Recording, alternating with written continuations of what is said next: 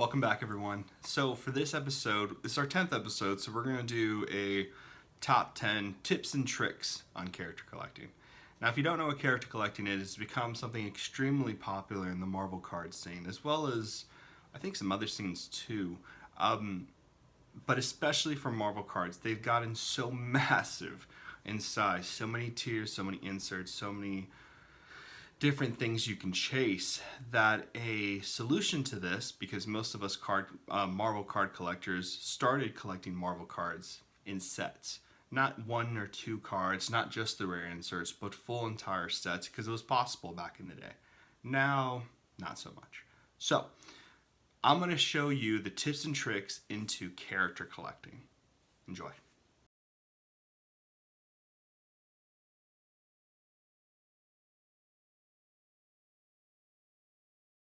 So let's start simple, right? First off, what's a character collector and what are the tiers of character collecting? So there will be more videos that come and we'll talk more in depth about these things as we go on. But a character collector is simple.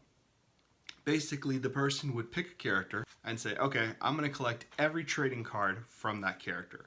Now, there are different levels to this and different tiers. Some people just do base, avoiding all inserts. Some people do all inserts, base, everything like that, and then stop at just US or official releases. They don't do foreign game cards, stickers, all that kind of stuff. Or they do everything up to like edition 10, right? So cards that are out of 10 would be not part of their master collection. And then of course there's some people who are just not quite right in the head, like myself, that try to collect everything. This is not an easy task whatsoever. None of those tasks are actually very easy and can be extremely difficult. Some people want them all in PSA 10s. I've seen a Wolverine collection I posted on my Instagram where it was all BGS 9.5 and up, or 9 and up, total Wolverine. Stickers, old promos, heavy inserts, variations of inserts, sketch cards even. That level is even beyond me, something I'd like to aspire to, but I don't think I have the mental capacity for. Of course, I've said things like that in the past, and well, here we are. Tips and tricks. So now that you understand a little bit more about character collecting, the tips and tricks should help you kind of figure some stuff out. So the first one is to decide what level of character creating you want to get into. I have a list, and I'm going down my list. So when you decide what character you're into and what you want to get into, you start figuring out, okay, what level am I going to do? Because if you're going to go all in, then you want to grab the one-of-ones first. All the hardest cards to chase in your character collection, and it could just be for a set. I've done this too, where I'm saying, okay, for the next X-Men metal set that's coming out, well, the X-Men metal set that's coming out, I'm going to chase this character. Best thing you can do is first find a 101 and then see if you want to chase that character, get the 1-of-1 and go for the character hunt. I don't think you should start anywhere where there is no sense of where that 1-of-1 might be, because it might never come up, or it might simply be locked away already. Not to dissuade you, because I've done it. I've gotten cards that have been locked away and have successfully gotten them, but it's taken years. So you might want to just, is this a quick run? Is this going to be for everything? What am I thinking about? Right. So figure out what level you want to do. You want to go mini master, no hard numbers, right? Nothing extremely too difficult to get. Master, which is everything but cards that are less than 10, which I think is really achievable. And then the 1-of-1s, 10s and less, and everything else. And then you go for that. And you can do foreign stickers. The rabbit hole is deep. So that's the first tip and trick. I would just go for figure out what level you want to be at with this master character collection, either for a set or for all of sets, and then figure out, okay, what level do I want to be at? What does my budget let me get into? What am I hoping to achieve out of this? We'll talk about selling your master character collection, which can be really tricky unless you know people, but I'm happy to help. We have the group on Facebook, we have my Instagram, the comments section on here. Feel free to tell me in the comments below, who's your character? right? What's something you've been chasing?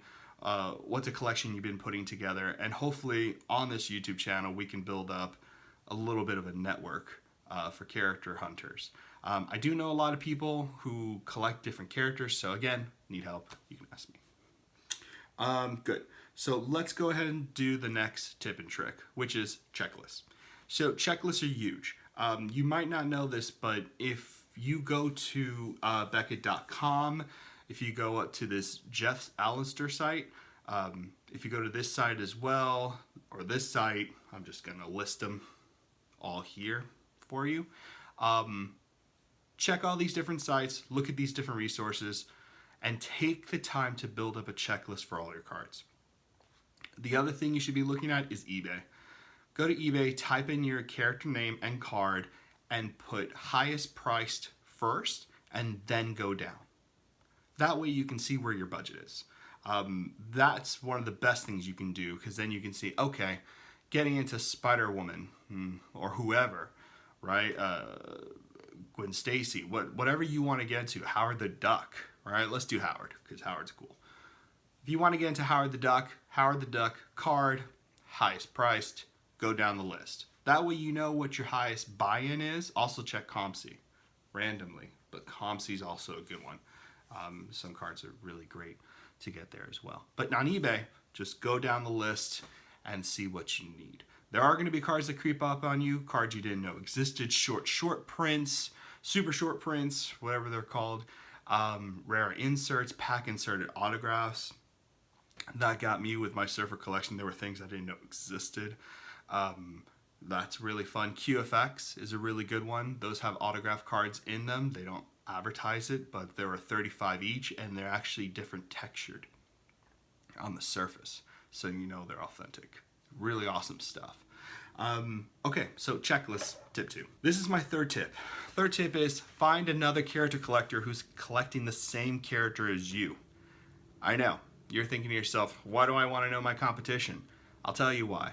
Because once you find out who your competition is, if your competition is more serious than you and is already way past the finish line than where you will be, my advice to you is either give up. No, just kidding. My advice to you is this: buy their collection outright.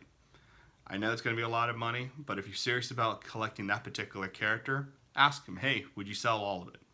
All of it, all of it, all of it. Not holding anything back. Would you sell all of it? If you can get it, you've locked it down, you don't have to worry about it, and you just fill in the blanks as we go. That would be my advice.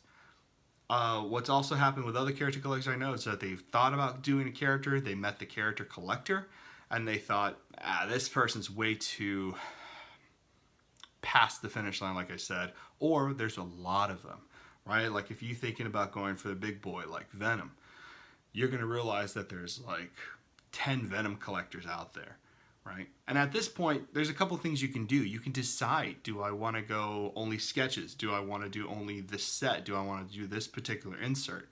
And have fun with it and kind of create your own character master collection. It doesn't have to be every card like some people. Next tip we kind of talked about earlier on, which is lock down the big card first.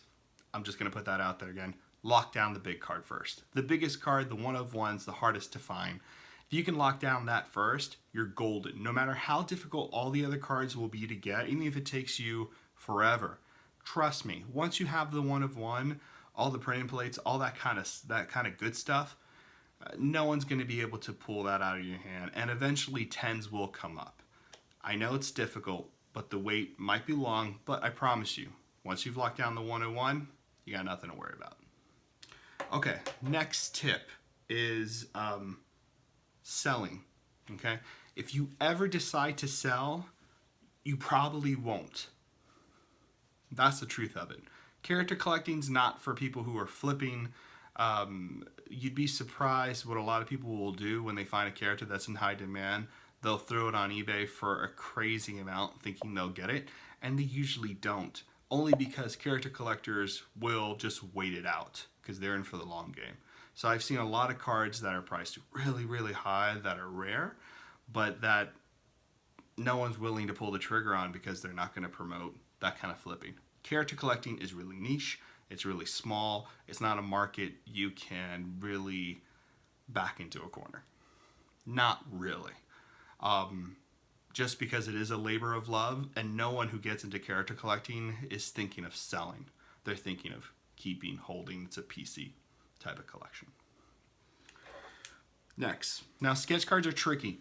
I know a lot of different people. For instance, someone who also collects Surfer, a good friend of mine, has over 600 sketches. Crazy amount of sketches of Surfer. And when I knew that, I was like, okay, I got to change my goals here in terms of sketch cards. So I just collected 25 or so, keeping it under 30, 35 Silver Surfer sketch cards that I feel are exemplary, right? They are the truest example of the Surfer that I like and what I enjoy of the character and his aesthetic. So those are the ones I go after hard and I pay a lot of money for, instead of having the arsenal that my friend has, which are all amazing sketches, but not everybody can collect the same way.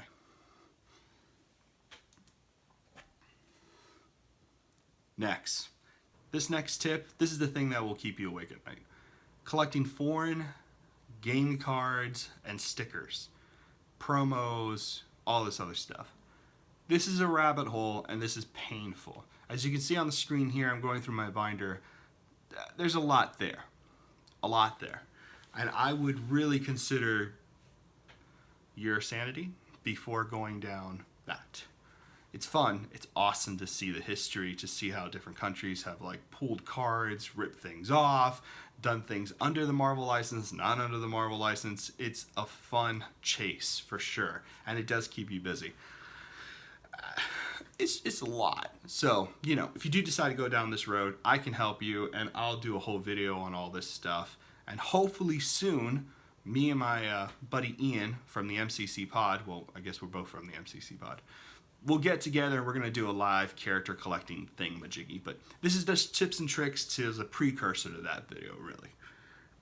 So, next tip. Pre-post and ban characters. So, what do I mean by that? Surfer is a banned character. So Surfer is not allowed to be in any of the new sets, both in sketches, base, and inserts. 2016 was a fluke because they had a particular, Joe Jusko being the artist, they had an artist who had the pieces and Marvel allowed it and greenlighted it. But they're being very serious about the ban on characters. Nightcrawler's another banned characters, FF characters, Doctor Doom. There's quite a long list of banned characters out there. Hopefully that's lifted soonish. We don't know. But it was the licensing issues between Fox and Marvel that kept those characters out of cards for a long time. My advice to you, get in on a banned character now and try to get everything. I've been working on Surfer for over 10 years now. Oh, God. What have I done with my life? I'm just kidding. Over 10 years now. And, it's been great. And I've had to not worry about new sets burying me under my hunt. So it's been a little bit of a godsend type of thing to collect Surfer early. So I would look at banned characters and get in there now.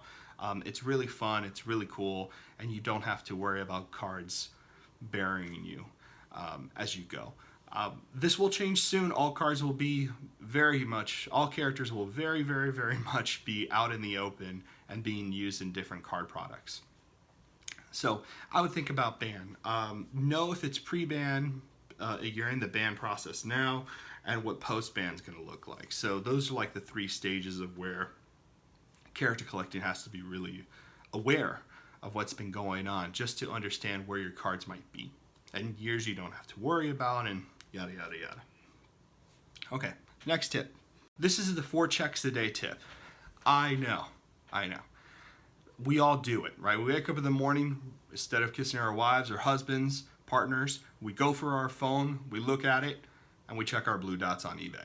I'm guilty of it all the time. It is the habit that I've gotten myself into, and I've been very fortunate to lock away particular pieces because of it.